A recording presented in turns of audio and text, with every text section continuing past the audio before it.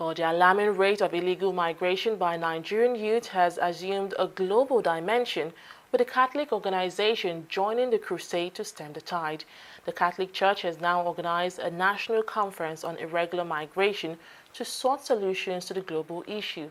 Speaking at the conference, the Catholic Archbishop of Abuja, Cardinal John Onayekan, stressed that the craze to travel abroad is born out of the desire for quick wealth.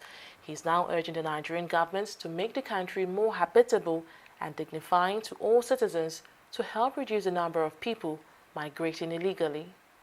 For as long as we are not able to have an international integration, for as long as borders remain borders, we must respect the restrictions that different countries place on people's movements.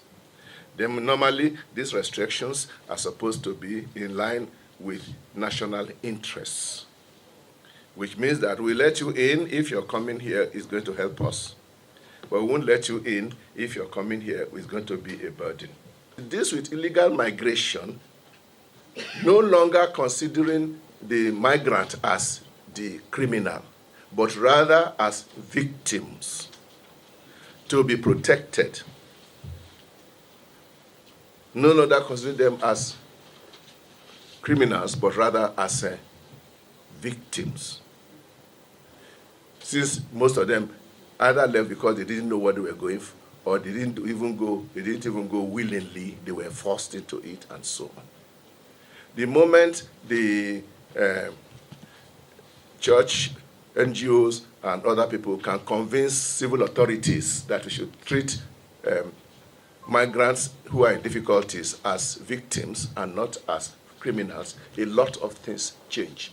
Attitudes change. The victims are empowered to be able to come out and say, this man was the one who has held me down. Before, they were always afraid. Because the moment you talk, you are arrested and the victim becomes a criminal. And for somebody who has suffered a lot to get to Europe, by own experience,